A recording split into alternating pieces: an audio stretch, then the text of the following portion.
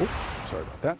President Trump says he's done more than any other president for Black Americans, all while downplaying the civil rights legacy of the late John Lewis. Here's what he told Axios's Jonathan Swan about the congressman. How do you think history will remember John Lewis? I don't know. I really don't know. I don't know. I don't know John Lewis. He chose not to come to my inauguration. He chose. I never met John Lewis, actually. I don't believe. Do you find him impressive? I can't say one way or the other. I find a lot of people impressive. I find many people not impressive. But no. But I didn't go. Do you find his story impressive? He didn't come to my inauguration. He didn't come to my State of the Union speeches, and that's okay. That's his right.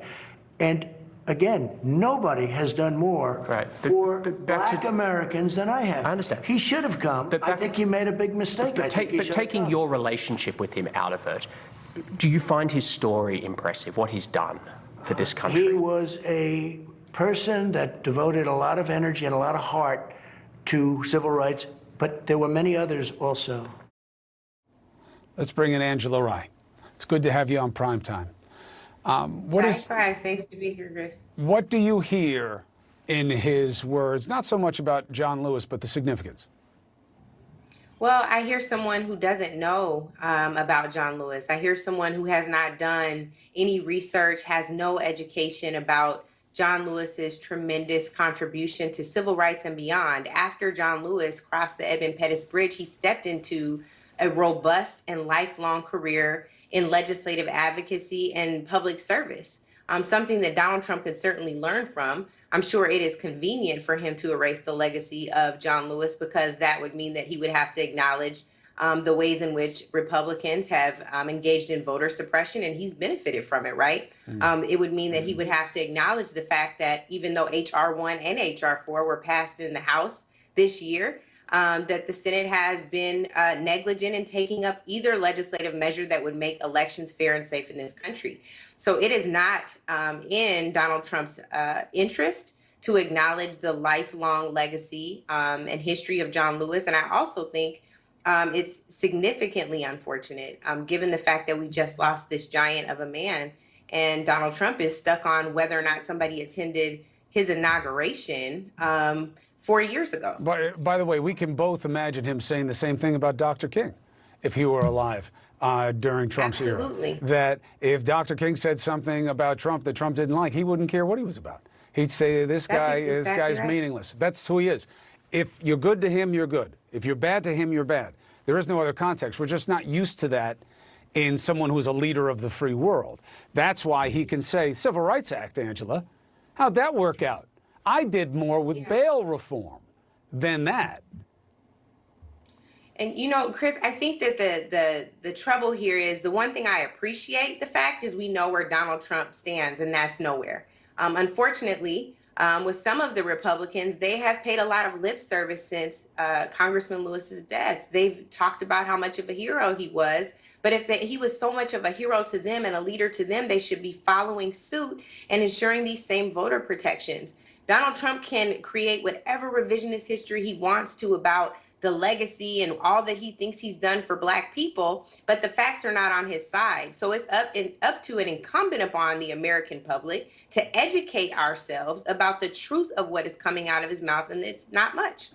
And on policing, which is obviously going to be relevant in this election, obviously the pandemic is overcoming everything, but that is going to be a big undercurrent of people's feelings about the state of play in America. Here's what he said about policing. Do you believe, though, Mr. President, that many police treat Black people differently from white people? Well, I hope not. I hope not. Certainly You've seen the statistics. The knee on the neck was a disgrace, okay? Yeah. That was a disgrace. I'm talking about, what does systemic racism mean to you? I hope the answer to that question is no. Does anybody really answer that question accurately? But what about not hope? What about analysis? What's your cold-hearted I have seen where there is a difference, and I don't want there to be a difference. I don't like that there would be a difference. But with that being said, why do you think black men are police two have and a half killed times? white people. I know, but why do you think black In men a larger number, in quantity police have killed white people. But why do you think black men are 2.5 times more likely to be killed by police than white men? That I don't know, but Why? Why do you I think don't like it. Is that enough? Of course it's not enough. And I think, again, it goes right to the heart of what we're talking about here, which is where Donald Trump sits. Donald Trump is the chief executive, the commander in chief, right? The leader of the free world. He doesn't have to not like something, Chris. He's not a pundit on air, right? This is someone who can use the power of the executive. President Obama used to say, with the power of the pen, right? He can use the power of the pen and change it. He can engage in executive action, executive orders, sign legislation. He could urge the Senate right now to pass justice in policing. Instead, he pulled out this watered down version of an executive order after the deaths of George Floyd and Breonna Taylor, which, by the way, he has yet to speak to. He's not done anything meaningful in this area. Yes, I give him credit for the First Step Act, but it's time to see some changes after the first step. The first step is not what's going to save Black lives in this country, right? So he doesn't have to like it. It's, by the way, it's 3 times more likely to be killed. Black men are 3 times more likely to be killed than white people. And I think that if he really doesn't like it, then he needs to prove it with executive action and with signing some legislation into law that will actually save lives. You are what you do, not what you say. Angela Rye, you are right to draw that. And in fact, it happens to be the topic of my life lesson tonight. Thank you very much for joining me. Be well. I'll talk to you soon. We have